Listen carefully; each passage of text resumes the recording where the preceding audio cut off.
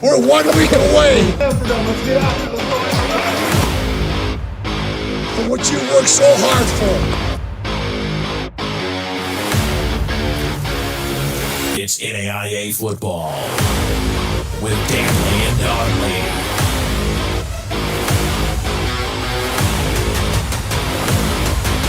And don't you let a moment go without thinking about what's there for you to reach out and grasp.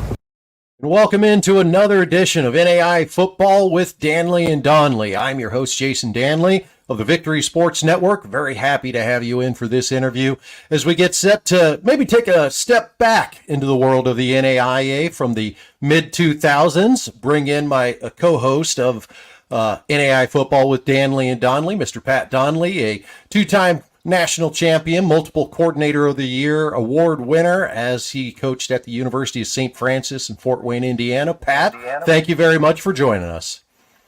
Jason, I can't wait for this. And boy, do we got a big one for you today. Can't wait.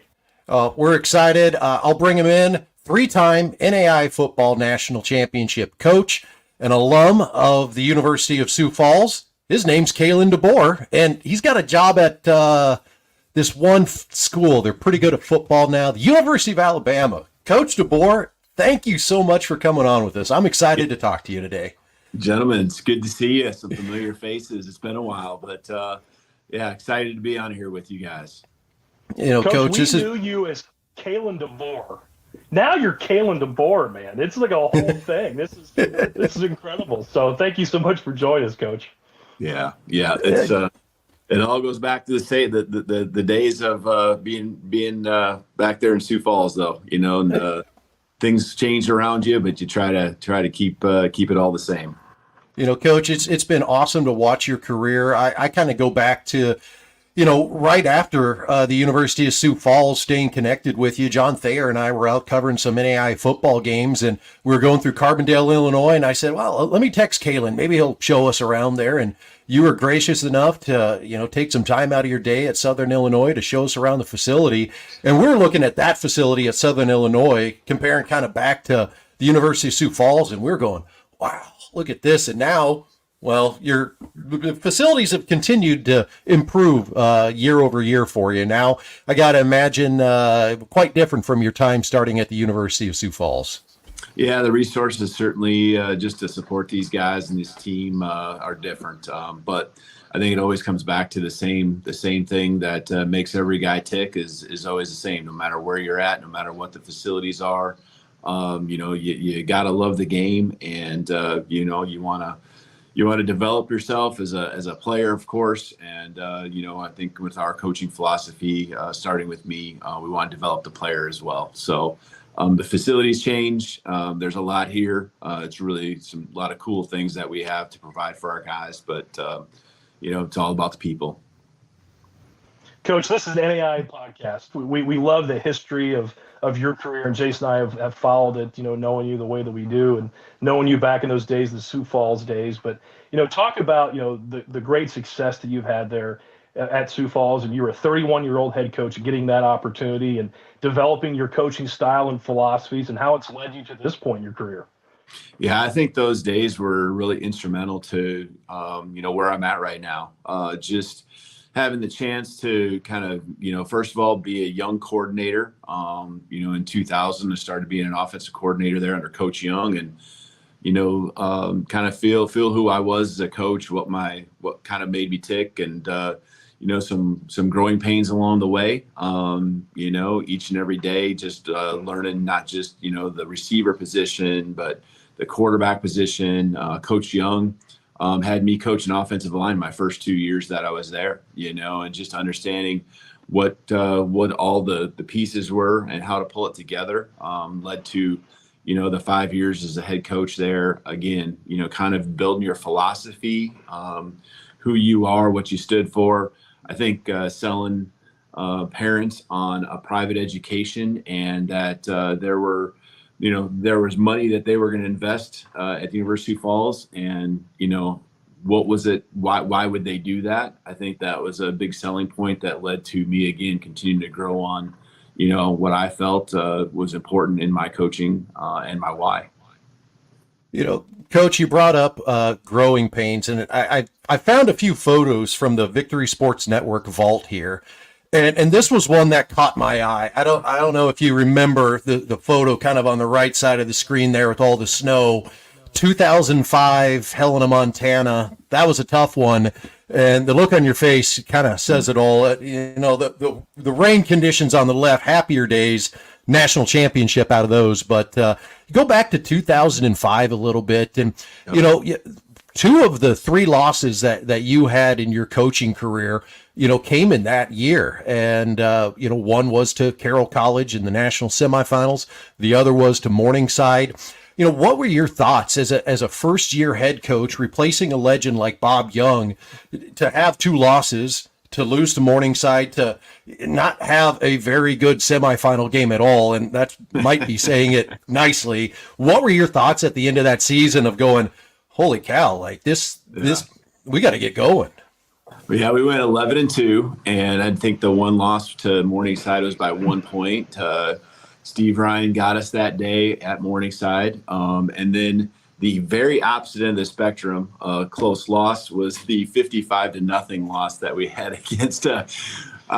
He wasn't a friend that day, but Mike Van Diest, obviously being a friend now, we share the same birthday. So, he'll text me happy birthday. We'll text back and forth usually. But yeah, that day was a cold one, and it was cold in a lot of ways. And that was a day, though, I learned a lot, because we got on the plane and we headed back, and we had a lot of returners. We had guys like Dusty Dvorka, Mike Jiracek. I could go on and on, but you're like, man, I knew we weren't 55 points, worse than Carroll that day, but I also knew that there was still a big gap we had to bridge. And you find out very quickly that the players, they are super resilient, and their belief, the younger you are, just the quicker you get to just turned over to the next year. And that group of guys, Josiah Fensroy, I mean, I could go on and on. Those guys really just quickly flipped the switch and went back to work,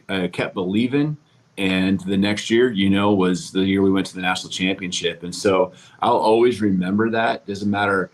It's never as good as you think. It's never as bad as you think. And that would be an example of it's not as bad as you think. You were in a national semifinal game, so that's good. But you also knew that winning a championship was what it was all about.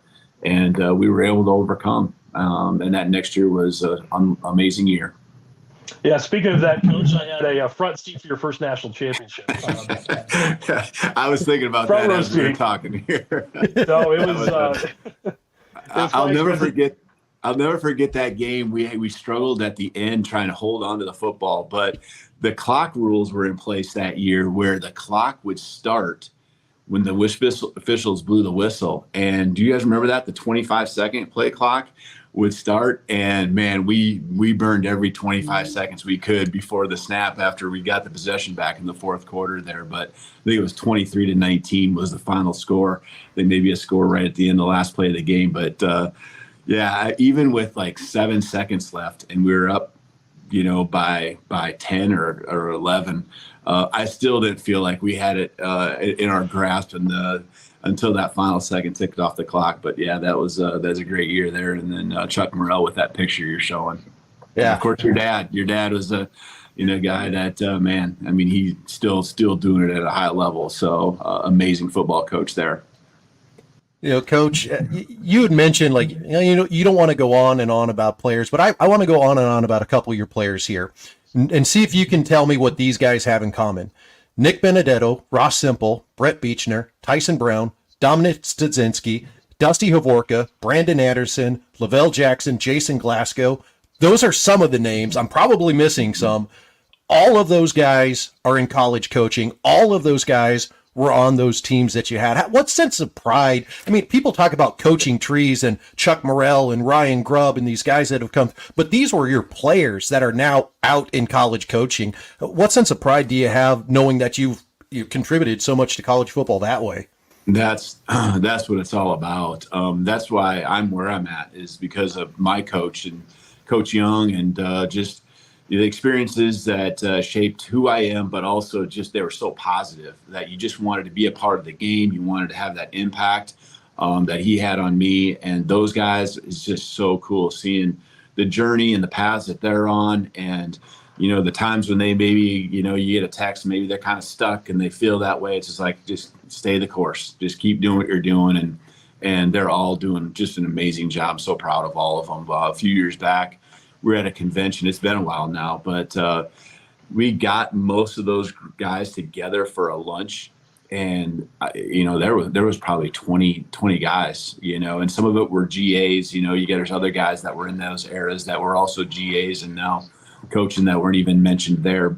They're coordinators and such at Division I AA schools, Division II schools. So it's really cool to see, all these guys just carry on that legacy that I know I felt I started with Coach Young. We're all kind of disciples of him in my mind.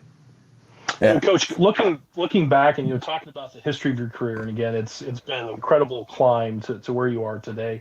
You win 3 national championships at your alma mater, your home state. It's home. Coach, you could stay there forever and had a legacy like Coach Young or even more than that. But you left. You left and went to Southern Illinois as the offensive coordinator. What that time when you had to make that decision and really bet on yourself and have to change locations, a comfort zone that you had to go do that. Kind of talk us through that, because I know there's tons of NAIA coaches out there probably in a similar situation that maybe want to take that gamble on themselves and move their family and take that risk. I find that fascinating because you had such just unbelievable situation at Sioux Falls in those days. So I'm curious to find that out.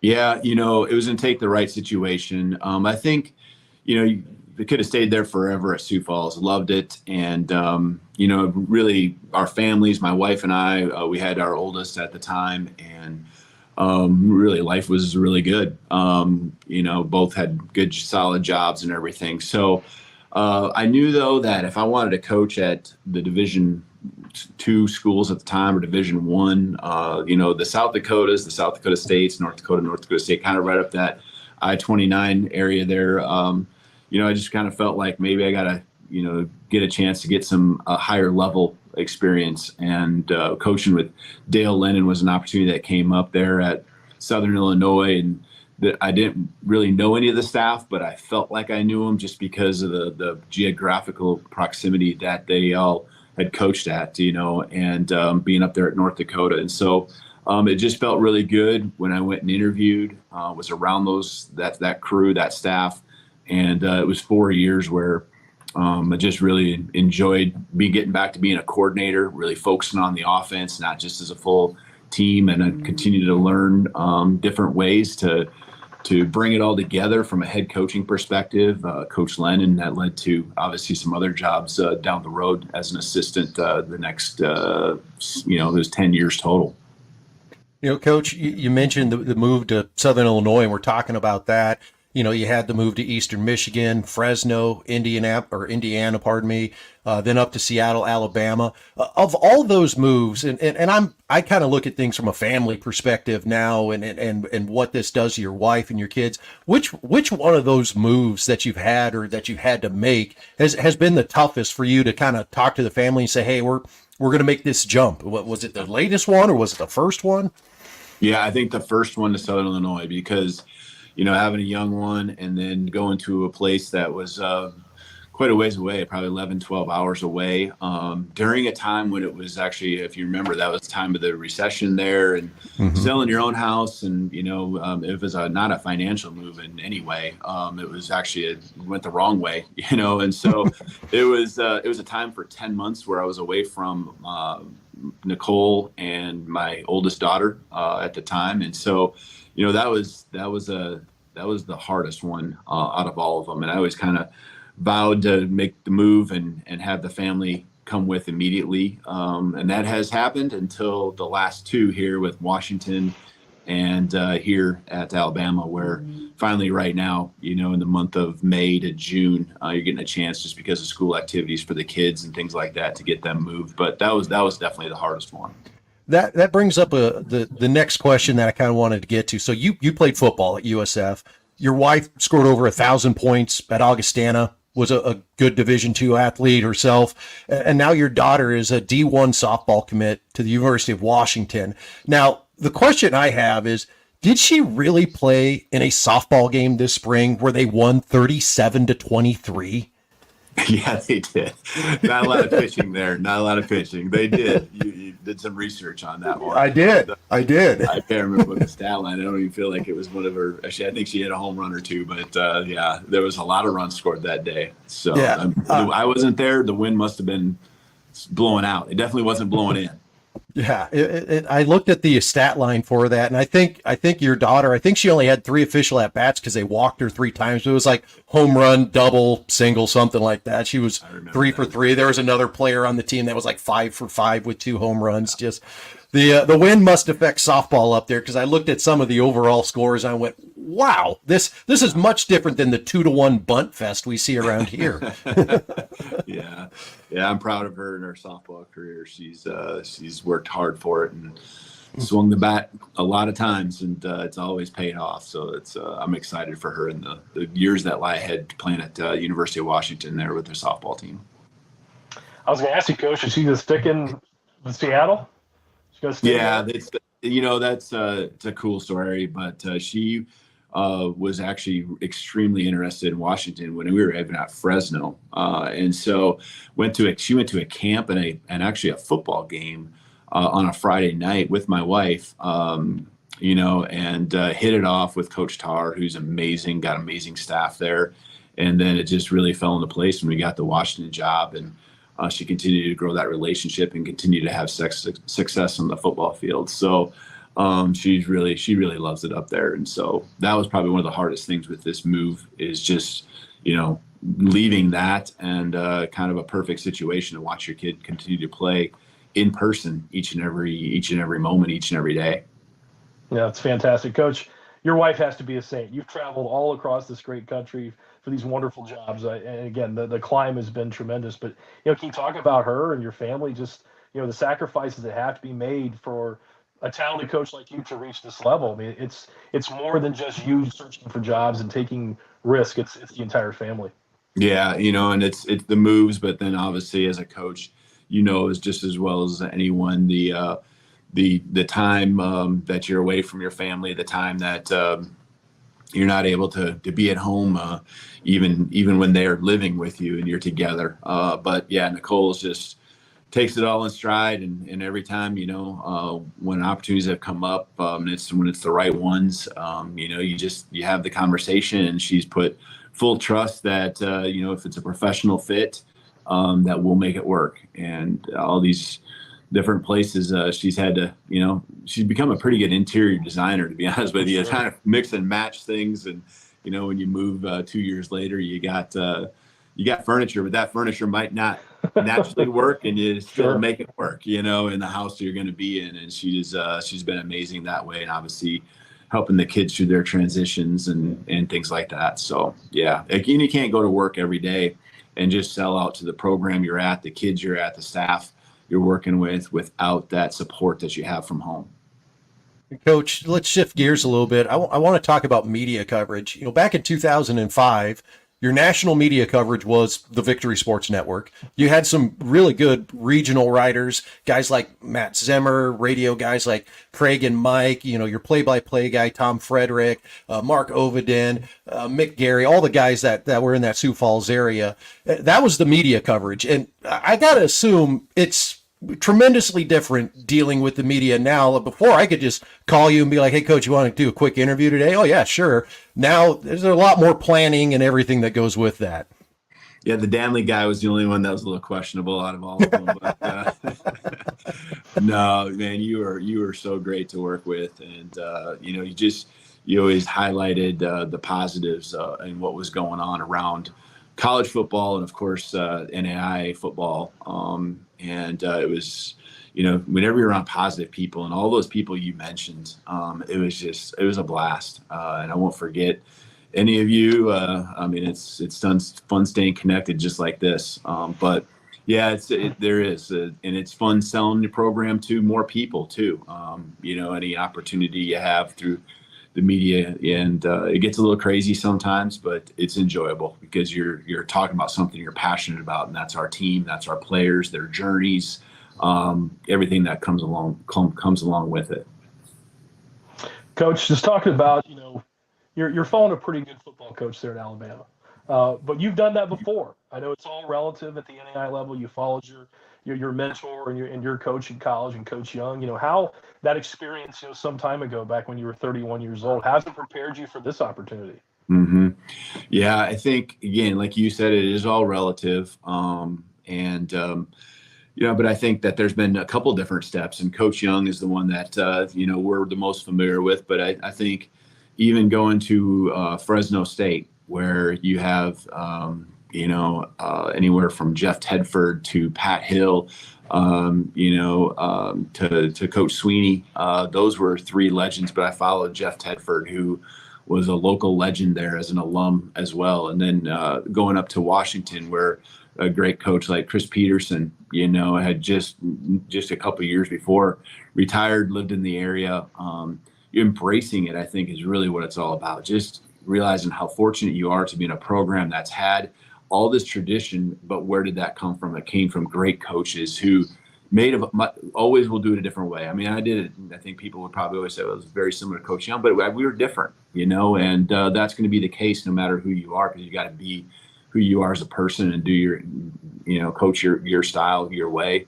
And you learn, and the game's grown, the game's changed, everything changes. And so you got to adjust along with the times as well. So I got a staff around me that is low ego, just a bunch of guys that just are grinders, hard workers, love building relationships. They've done a great job here this first couple months at Alabama with this team, and we're getting great buy-in. And I really appreciate the way the players have been open-armed to everything we've thrown at them at this point. Coach, one of the things that always happens at the NAIA level and every coaching level, this is kind of a two-part question, is you go out as a coaching staff and you maybe visit a regional college, a regional university, University of Minnesota, or whoever it might be when you're at Sioux Falls. Who do you remember going to for one of those early visits as a coaching staff to maybe learn a little bit more? And then the other part of this, who have you extended that to? Who are maybe some of the smaller universities and coaching staffs that you've allowed to come into Alabama or Washington to see how you guys operate? Yeah, I think the first spring in 2005, our staff, and it was Chuck Morrell, John Anderson at the time, and myself. We went down to Northwest Missouri State to see Mel Churchma, who actually has South Dakota ties growing up. And Mel and I stay connected, and Mel will reach out every once in a while and text and things like that. But the guys that were there on that staff have gone on to great coaching careers as well. But I remember watching a spring practice there, being around, talking some X's and O's. Went there along with some trips we went down to Oklahoma too, and got a chance to kind of dive into next level when it came to offensive strategy and philosophy. So just some cool moments there. I think there's been a lot of school. I mean, any small college has pretty much felt like the door is open. Washington, it was really easier for people to come in, and so a lot of that happened. It didn't have to be necessarily staffs that I had familiarity with back from the NAIA days. A lot of the smaller Division III, Division II schools have had a chance to come in, and I wouldn't be here without the help that I got from other people, and so I want to make sure that I'm paying that forward to whoever else really wants to be serious about coaching and wants to pick up one or two things by going to do those professional visits. And, those are exciting times to get to meet new people. Coach, just kind of curious, where you are today. And again, you talked about your experiences and going through the process of building, your philosophies and your, the schematics and things of that nature. But now in today's game with the transfer portal, NIL, you're a younger head coach at, the biggest brand in the sport. How have you taken those experiences in the new game, the new college football, and apply that to Alabama? I think I think that we hit the ground running at Sioux Falls and made adjustments to what we were doing. And that's why we were able to take those next steps. And I think no matter what the successes of the program, you're learning, you're growing. And if you don't adjust and continue to evolve, there's going to be decline. And, that happens. That's going to happen while you're at a place. And that's going to happen as we even are in this transition with me being here at Alabama. So we got to constantly be forward thinking. I don't want to say like always got to be ahead of the game, but you got to be staying with it. And that includes your schemes and all of that, your recruiting style. You talked about NIL and everything there. And this is a place that, has a strong foundation, strong base.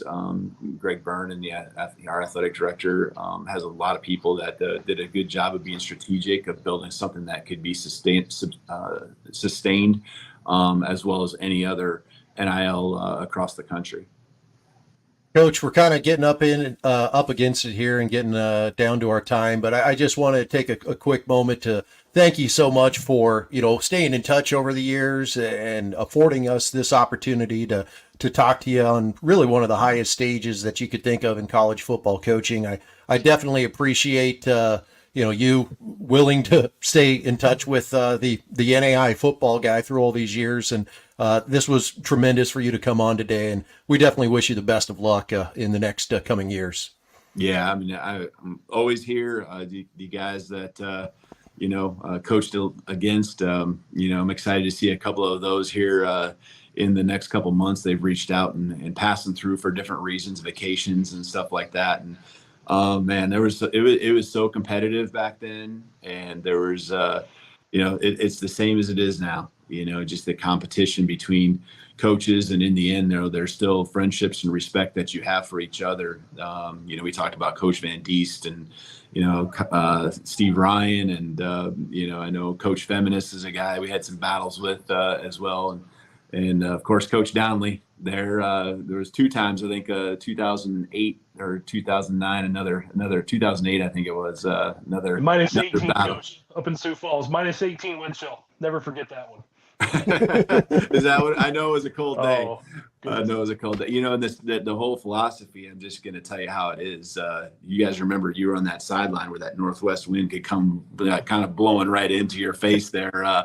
I'm giving away some of the secrets there for Coach Glow and the USF crew in November months. But yeah, that was some of the fun times there, and we'll never forget them. I think NAIA football is so pure, and that's the best thing about it. You got people who just really love the game, and I think they're just constantly. It's a lot you can learn while you're going through it as a football coach at that time, and just continue to stay the course, keep the faith on what your purpose is. I think is what it's all about. And so I'm always going to, do whatever I can to be there for coaches who and their teams in any way at the NAIA level on up to the Division I level.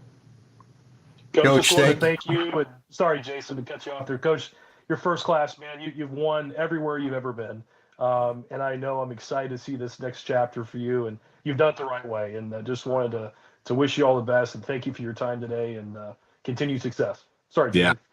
Yeah. Nope, you're good. He's Kalen DeBoer. He's Pat Donely. I'm Jason Dannelly. This has been NAIA Football with Dannelly and Donley. We'll see you down the road. Thanks for tuning in. And as always, check us out on the Victory Sports Network at victorysportsnetwork.com. Be sure to like and subscribe onto our YouTube channel. Thanks, everyone.